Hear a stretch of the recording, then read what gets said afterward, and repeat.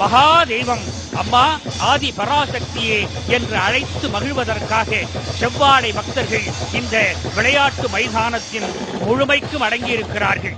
பூமியை பிளந்து நெருப்பு வந்தால் அது எரிமலை, ஆகாயத்திலிருந்து நெருப்பு வந்தால் அது எரிகல். மனதிலே ஆன்மீக நெருப்பு ஏறி இருளை எரித்தால் அது ஜோதி. அந்த ஜோதியை ஒவ்வொரு உள்ளத்திலும் ஏற்ற வரும் விழாதான் தைப்பூசம் என்பதாக சொல்லி வர்ணனையை அன்பு சகோதரி டாக்டர் மீனா குமாரி கனகராஜ் தொடர்கிறார். ஓம் சக்தி.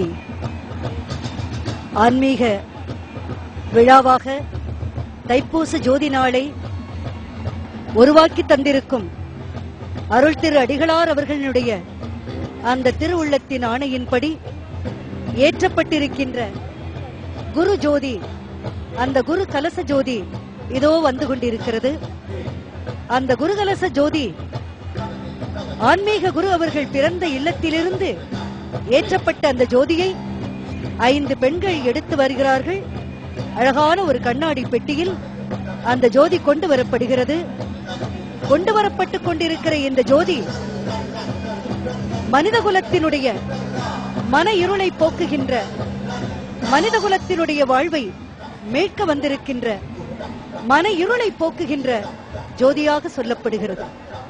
பாரதி சொல்வானே, உள்ளத்தில் ஒளி உண்டாகில் வாக்கினில் ஒளி உண்டாம் என்று. அந்த ஒளி மிகுந்த வாழ்க்கை என்றைக்கு கிடைக்கும்? மனங்கள் சிறந்தால். மனம் சிறக்க என்ன வழி? இந்த மனம்தானே மனிதனை பாடாய்ப்படுத்துகிறது. அம்மா ஒருமுறை அடிகளார் அம்மா என்று சொல்லப்படுகின்ற அந்த ஆச்சாரிய பீடநாயகர் ஒருமுறை உரைத்தார், மகனே, மனம் எப்படிப்பட்டது தெரியுமா? நீரிலே இருக்கும் புழு மீனுக்கு இரையாகிறது, மீன் தவளைக்கு இரையாகிறது, தவளை பாம்புக்கு இரையாகிறது, பாம்பு மனிதனுக்கு பருந்துக்கு இரையாகிறது, பருந்து விலங்குக்கு இரையாகிறது, அந்த விலங்கு மனிதனுக்கு இரையாகிறது, மனிதனோ தன் மனதிற்கு இரையாகிறான் என்று சொன்னார்கள். அந்த மனத்தின் இருளை போக்கவும் மன வாழ்க்கையாய் மனிதன் பெறவும் தான் இந்த அற்புதமான ஜோதியை ஆச்சாரிய பீடநாயகர் உருவாக்கி தந்திருக்கிறார். இதோ வந்து கொண்டிருக்கிறது. குருவினுடைய வீட்டில் உருவாக்கப்பட்ட அந்த ஜோதி கலசம் குரு கலசமாய், குரு ஜோதியாய் இதோ வந்து கொண்டிருக்கிறது. 5 பெண்கள் வேப்பிள்ளை தோரணங்களால் அலங்கரிக்கப்பட்ட அந்த குரு கலச விளக்கை ஏந்தி வருகிறார்கள்.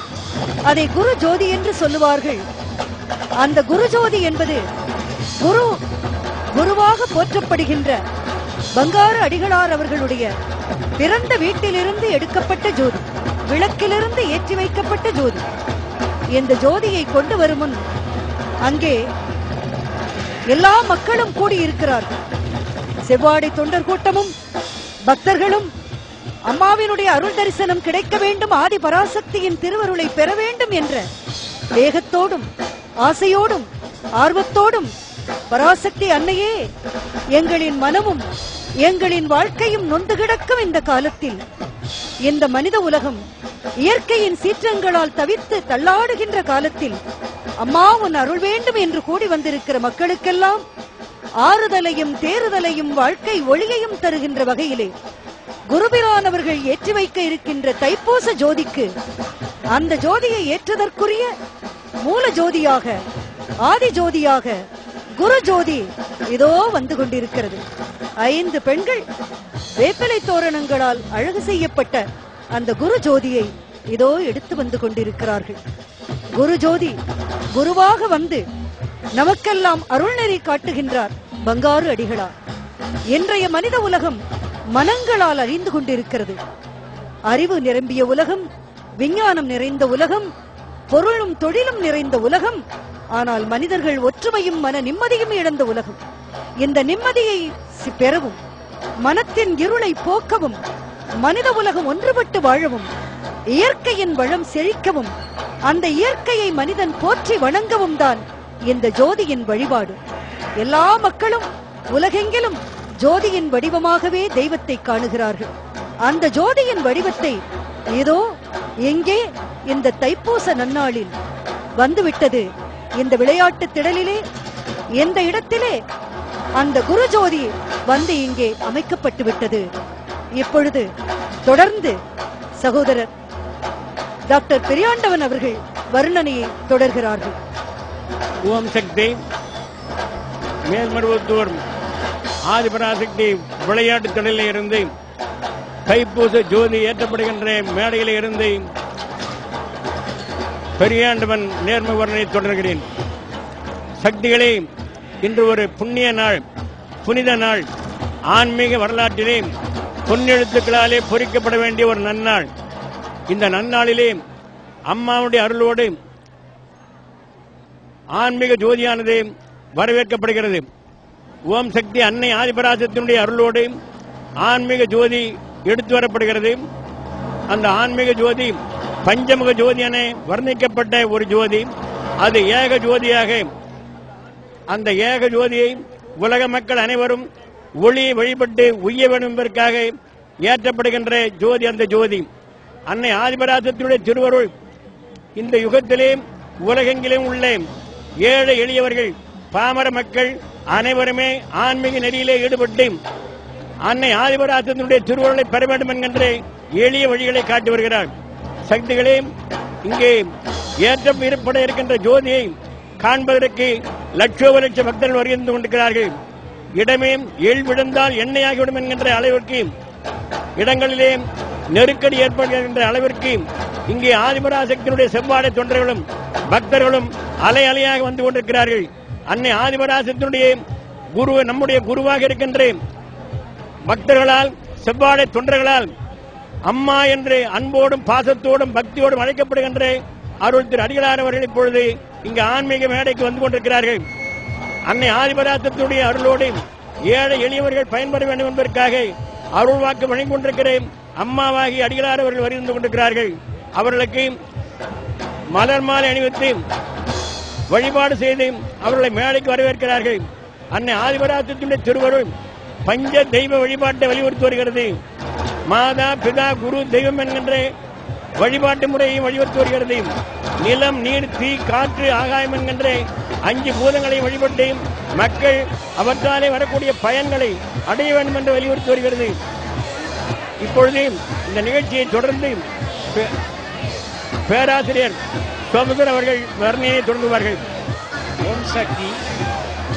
உலகத்தின் நாயகியே எங்கள் முத்து மாரியம்மா, எங்கள் முத்து மாறி, உன் பாதம் சரண் புகுந்தோம் எங்கள் சக்தி ஆதியம்மா, எங்கள் சக்தி ஆதி. கலகத்து அரக்கர் பலர் எங்கள் சக்தி ஆதியம்மா, எங்கள் சக்தி ஆதி. கருத்தினுள்ளே புகுந்து விட்டார் எங்கள் சக்தி ஆதியம்மா, எங்கள் சக்தி ஆதி. பல கற்றும் பல கேற்றும் எங்கள் சக்தி ஆதியம்மா, எங்கள் சக்தி ஆதி. பயன் ஒன்றும் இல்லையடி எங்கள் சக்தி ஆதியம்மா, எங்கள் சக்தி ஆதி. நிலையெங்கும் காணவில்லை எங்கள் சக்தி ஆதியம்மா, எங்கள் சக்தி ஆதி. அம்மாவே ஆதிபராசக்தியே, எங்களுக்கு ஆன்மீக குருவாக வந்த அருள் தெய்வமே, தாங்கள் இந்த ஆன்மீக ஜோதியை ஏற்றுவதற்காக அந்த திருமேடையில் திருப்பாதம் பதித்து ஏறி வருகிற காட்சியை நண்பர்கள் எல்லாம் கண்டு கொண்டிருக்கிறார்கள். ஒப்பில்லாத இந்த காட்சி உலகத்துக்கெல்லாம் ஒரு புதுமையாக தங்கள் அருள் விளங்குகின்ற அன்னை ஆதிபராசக்தியின் அருள் விளங்குகின்ற நிலையாக இருக்கின்ற அற்புதமான காட்சியை நாம் கண்டு கொண்டிருக்கிறோம். காண கண்கோடி வேண்டும், நினைக்க மனம் வேண்டும். தற்போது ஐயா பாலா அம்மணி அவர்கள் வர்ணனையை தொடர்கிறார்கள். அம்மா என்று அனைவராலும் பக்தி பரவசத்தோடு அழைக்கப்பெறும் பங்காரு அடிகளார் இங்கே தன் கை திருக்கரத்தினாலே அந்த கற்பூர ஜோதியை ஏற்றி அங்கே கருவறைக்குள்ளே இருக்கிற ஆதிபராசக்தி இங்கே சிலை வடிவாக இருக்கிறாளே, அவளுக்கு தன்னுடைய அன்பையும் பக்தியையும் சமர்ப்பணம் செய்துவிட்டு மேலேறி கீழிறங்கி வருகின்ற இந்த அற்புதமான காட்சியை நீங்கள் பார்த்துக் கொண்டிருக்கிறீர்கள். அம்மா, இங்கே நீங்கள் கடலுக்கு ஆணையிட வேண்டும், காற்றுக்கு நீங்கள் ஆணையிட வேண்டும், நெருப்புக்கு நீங்கள் ஆணையிட வேண்டும், நிலத்திற்கு நீங்கள் ஆணையிட வேண்டும், வானத்திற்கு நீங்கள் ஆணையிட வேண்டும். ஏக ஜோதியாய் எங்கும் அம்மா, ஓம் ஒளி என ஆனாய் போற்றி, ஓம் நிம்மதி தருவாய் போற்றி, அன்பர் பணி செய்ய என்னை ஆளாக்கி விட்டுவிட்டால் இன்ப நிலை தானே வந்து எய்தும் பராபரமே என்றாரே தாயுமானவர். அதை